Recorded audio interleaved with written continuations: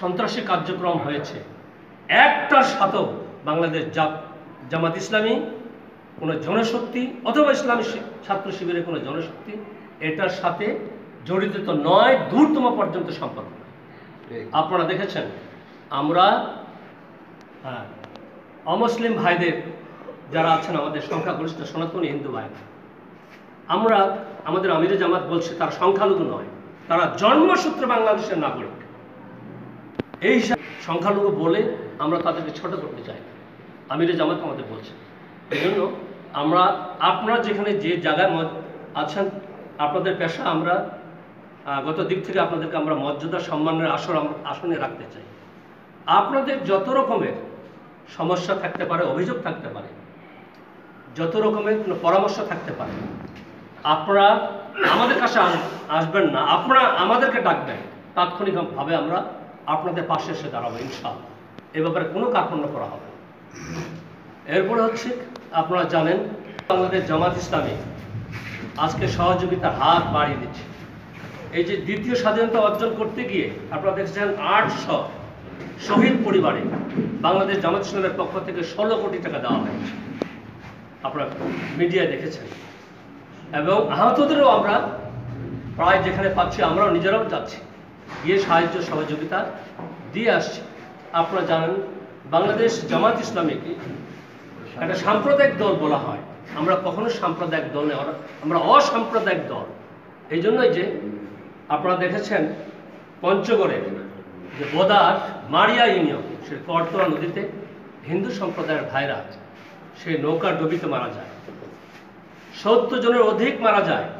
প্রথম একমাত্র কেবলমাত্র যিনি সাহায্যের হাত বাড়িয়েছিলেন সেটা প্রথম হচ্ছে বাংলাদেশ জামাত ইসলামের কেন্দ্রীয় আমির আমাদের ডাক্তার শফিকুর রহমান কেন্দ্রীয় নেতৃবৃন্দ নিয়ে আসে, সেখানে পঞ্চগড়ের জেলা নেতৃবৃন্দ নিয়ে আসে, আমাদের জেলা আমিরও সেখানে ছিলেন, সেখানে সাহায্য সহযোগিতা করেছেন। তারপরে সরকারের অন্যান্য মহল সেখানে গিয়ে সহযোগিতা হাত বাড়িয়েছে।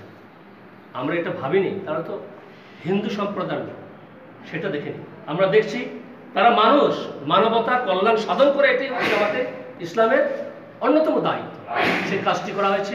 আপনারা দেখেছেন আমাদের আমিরে জামাত দিনাজপুরে আসছিলেন রুদ্র সেনের বাড়িতে, এই ছাত্র গণ আন্দোলনে তিনি নিহত হয়েছেন, তার বাড়িতে গিয়ে সেখানে জড়িয়ে ধরেছেন তার বাবা মাকে, বুকের সাথে জড়িয়ে ধরেছেন আমাদের আমিরে জামাত শফিকুর রহমান, এবং সেখানে সাধ্যমতো সহযোগিতা দেওয়া হয়েছে, পাশে বসিয়েছেন।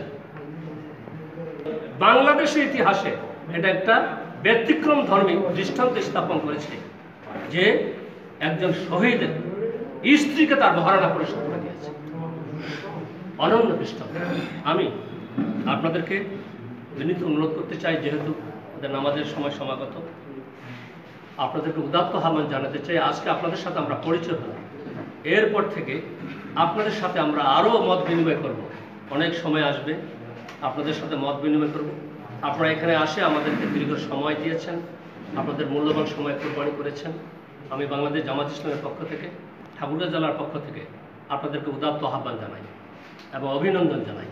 সেই সাথে আমাদের জামাত নেতৃবৃন্দরা এখানে বসে আছেন, অক্লান্ত পরিশ্রম করেছেন এখানে এই প্রোগ্রামটা আয়োজন করার জন্য, ওনাদেরকে আমি ধন্যবাদ জানাই।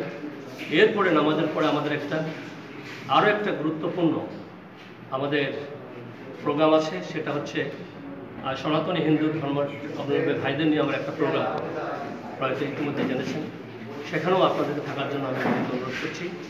আর আমি কথা বাড়াতে চাই না, যতটুকু কথা বললাম যদি কোনো কথা ত্রুটি হয়ে থাকে, আপনারা কষ্ট পেয়ে থাকেন, মেহরবানি করে মাফ করবেন, এবং আগামীতে আবার আপনাদের সাথে দেখা হবে সেই প্রত্যাশায় আমি আমার কথা শেষ করছি।